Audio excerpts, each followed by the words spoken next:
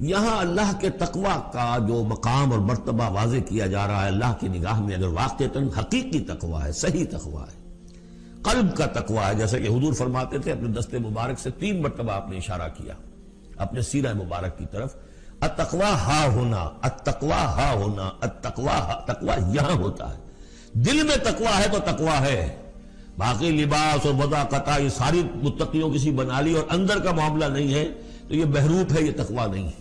لیکن حقیقی تقوی ہو تو پھر اس کا کیا مقام ہے؟ اب دیکھیے پہلی بات آ رہی ہے، وَمَن يَتَّقِ اللَّهَ يَجْعَلْ لَهُ مَخْرَجًا، جو شخص اللہ کا تقوی اختیار کرے گا اللہ اس کے لیے راستہ پیدا کر دے گا، جہاں بالکل نظر نہیں آئے گا کہ کوئی راستہ، اللہ راستہ پیدا کر دے گا۔ بالکل نظر نہیں آ رہا تھا موسیٰ کے ساتھیوں کو کہ اب کیسے بچیں گے، پیچھے لشکر آگے، آگے سمندر ہے، اللہ نے راستہ پیدا کیا۔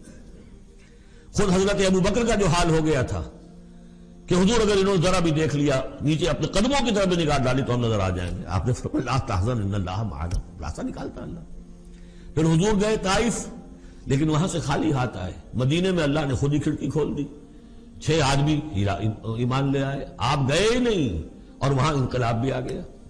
عظیم، اس اعتبار سے اللہ مخرج پیدا کرتا ہے، تم صحیح طریقے پر چلتے رہو، تقوی اختیار کرو، صحیح راستے پر جد و جہد کرو، یہ کام اللہ پر چھوڑو، کب اسے منظور ہے اس کا کامیاب ہونا؟ جب ہوگا وہ راستہ ایسا کھول دے گا کہ تمہیں گمان بھی نہیں ہوگا، وَيَرْزُقْهُ مِنْ حَيْثُ لَا يَحْتَسِبُ، اور اسے رزق دے گا وہاں سے جہاں سے اسے گمان بھی نہیں ہوگا۔ اقامت دین کی جد و جہد ہو، غلبہ دین کی جد و جہد ہو، اپنے آپ کو ان صلاتی و نسکی و محیایا و مماتی اس کا فیصلہ کرنا ہو تو سب سے بڑی رکاوٹ آتی، کھائیں گے کیا؟ تو اللہ تو کہتا ہے راضی میں ہوں، ہے ایمان اور یقین اس پر، کر کے دیکھو تو صحیح، اس پر اعتماد تو کرو۔ لیکن یہ کہ اس پر اعتماد کرنا، توکل، بڑی مشکل بات ہے۔ وہ تو جتنا ایمان ہوگا اتنا ہی اعتماد ہوگا، اور گہرا ایمان ہوگا گہرا اعتماد ہوگا۔ وَمَن يَتَّقِ اللَّهَ يَجْعَلْ لَهُ مَخْرَجًا وَيَرْزُقْهُ مِنْ حَيْثُ لَا يَحْتَسِبُ وَمَن يَتَوَكَّلْ عَلَى اللَّهِ فَهُوَ حَسْبُهُ، یہ تو ابھی تقوی والے کی بات ہے کہ وہ وہاں سے رزق دے گا جہاں سے اسے ملے گا بھی نہیں، اور جس نے اللہ پر توکل کر لیا تو وہ اس کے لیے بہت کافی ہو جائے گا۔ توکل کر کے تو دیکھو، حسبہ، وہ اس کے لیے کافی ہے۔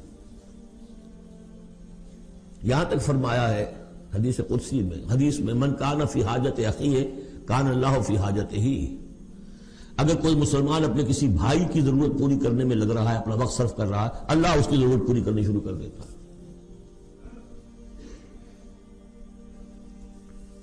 فکر ماں در کار ماں آزار ماں، کار ساز ماں بے فکر کار ماں، یہ فارسی شاعری کے اندر یہ دینی حقائق ہیں۔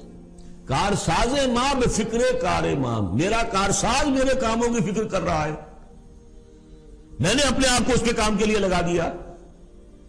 وہ دنیا میں بھی ذرا سا بھی کوئی شریف انسان ہوگا، آپ اس کے ہو جائیں وہ آپ کو چھوڑ دے گا پھر کہیں؟ شرافت ہو، مروت ہو اس میں، آپ اللہ کے بن کر تو دیکھیے، پھر وہ کارساز ہے۔ کارساز ماں بے فکر کار ماں، فکر ماں در کار ماں آزار ماں، جب میں اپنے معاملات کی فکر خود کرتا ہوں، کوئی نہ کوئی ٹھوکر کھاتا ہوں، کوئی نہ کوئی غلطی کرتا ہوں، آزار اپنے سر کے اوپر پیدا کر لیتا ہوں۔ اپنے آپ کو حوالے کرو، اس کا نام ہے تفویض الامر الی اللہ، افوض امری الی اللہ ان اللہ بصیر بالعباد۔